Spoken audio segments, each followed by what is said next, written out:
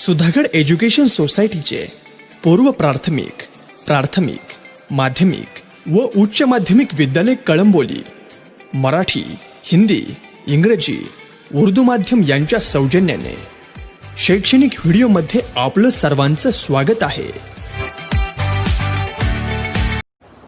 विद्यार्थी मित्रांनो, सुधागड एज्युकेशन सोसायटीच्या शैक्षणिक व्हिडिओमध्ये सर्वांचे हार्दिक स्वागत. इयत्ता 5वी, विषय मराठी व्याकरण, विषय शिक्षिका पवार सुनीता. व्याकरण, विरामचिन्हे व समानार्थी शब्द, विरुद्धार्थी शब्द. मुलांनो, व्याकरण म्हणजे काय?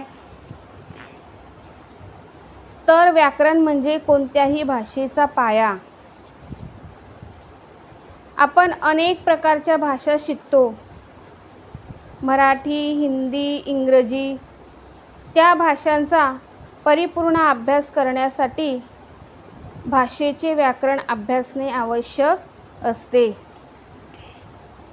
व्याकरणाचे सुसंगत ज्ञान होणे म्हणजे त्या भाषेचे आकलन होणे होय. व्याकरणाचा अभ्यास केल्याने शुद्ध लिहिता वाचता येते. वाचनाचे, लिहिण्याचे काही नियम असतात, ते व्याकरणामुळे कळतात. पूर्णविराम, प्रश्नचिन्ह, स्वल्पविराम, उद्गार चिन्ह, अवतरण चिन्ह इत्यादी. या चिन्हांची ओळख आपल्याला व्याकरणातून होते.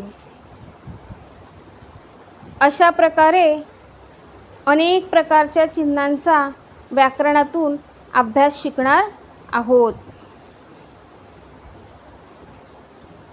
मुलांनो, विराम म्हणजे काय?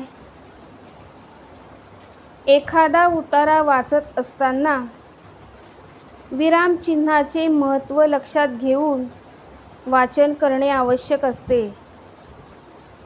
वाचत असताना काही वेळा आपण थांबतो, म्हणजे विराम घेतो. हा विराम किती वेळा घ्यायचा हे विराम चिन्हामुळे समजते. मुलांनो, विराम चिन्हे शिकण्याआधी विराम चिन्हे म्हणजे काय समजून घेऊया. विराम चिन्हे हा शब्द विराम अधिक चिन्हे बरोबर विराम चिन्हे असा तयार झालेला आहे. यातील विराम म्हणजे थांबणे व चिन्ह म्हणजे खुणा होय. उदाहरणार्थ 1. मी शाळेत जातो. 2.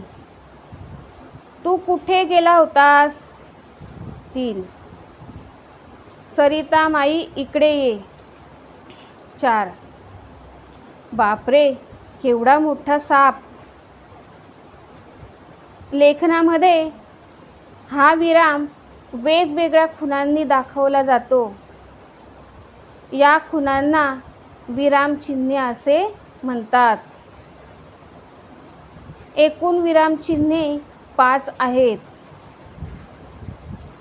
पहिलं विराम चिन्ह पूर्णविराम, दुसरं प्रश्नचिन्ह, तिसरं स्वल्पविराम, चौथा उद्गार चिन्ह, 5 अवतरण चिन्ह, एकेरी, दुहेरी असे एकूण विराम चिन्हे आहेत. पहिलं विराम चिन्ह पूर्णविराम. वाक्य पूर्ण झालं हे दाखवण्यासाठी वाक्याच्या शेवटी वापरतात.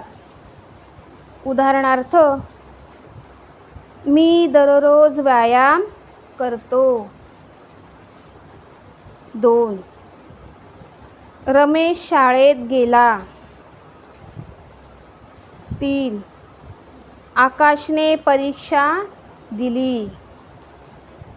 दुसरं विरामचिन्ह आहे प्रश्नचिन्ह. वाक्यात प्रश्न विचारला असेल तर वाक्याच्या शेवटी वापरतात. उदाहरणार्थ 1. तू काय करतोस? 2. सविता कोठे गेली होतीस? 3. तुझे नाव काय? तिसरं विरामचिन्ह आहे स्वल्पविराम. एकाच जातीचे अनेक शब्द लागोपाठ आल्यास वापरतात. हाक मारताना नावापुढे वापरतात.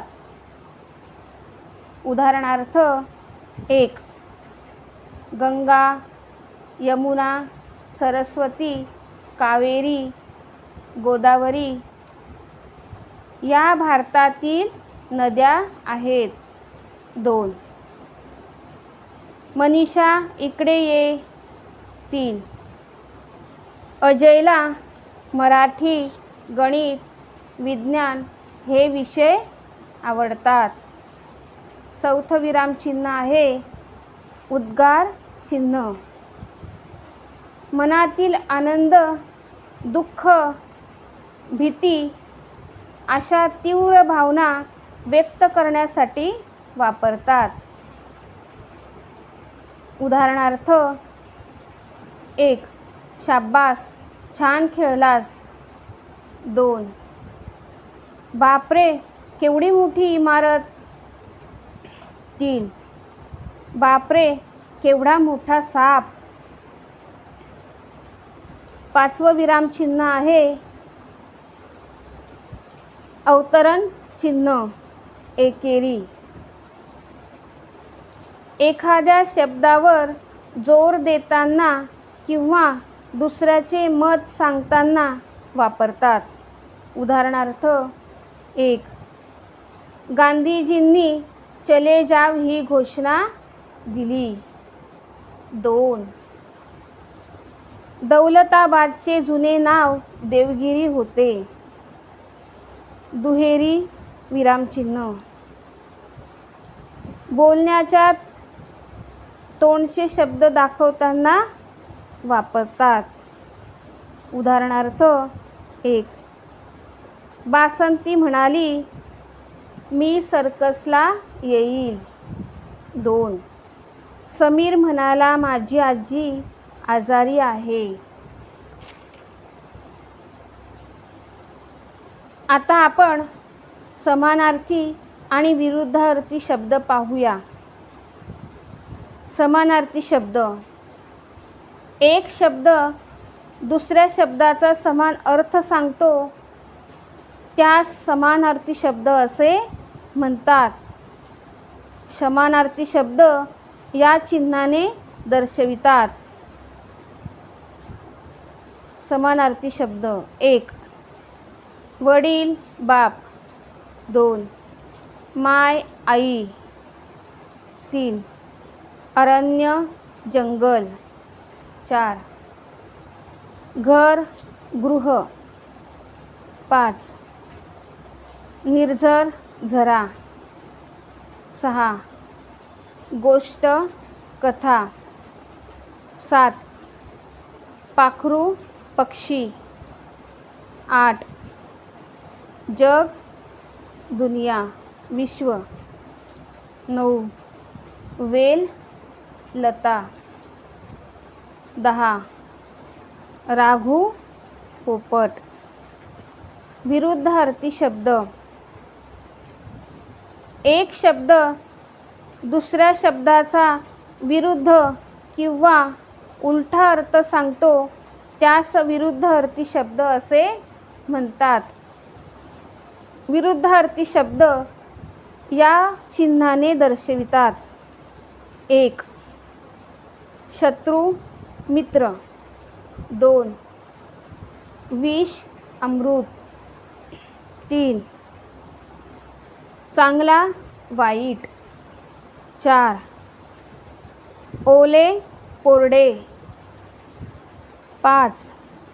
बाहेर, आत. 6. जवळ, दूर. 7. पुढे मागे. 8.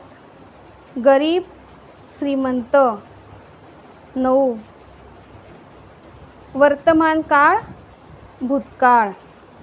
10. लहान मोठे. तर मुलांनो, आता आपण स्वाध्याय बघूया. प्रश्न पहिला, विराम म्हणजे काय? प्रश्न दुसरा, विराम चिन्हे किती व कोणते? अशा प्रकारे शिकवलेले व्याकरण समजून घ्या आणि सराव करा. दिलेला स्वाध्याय मराठी वहीमध्ये सोडवा. धन्यवाद.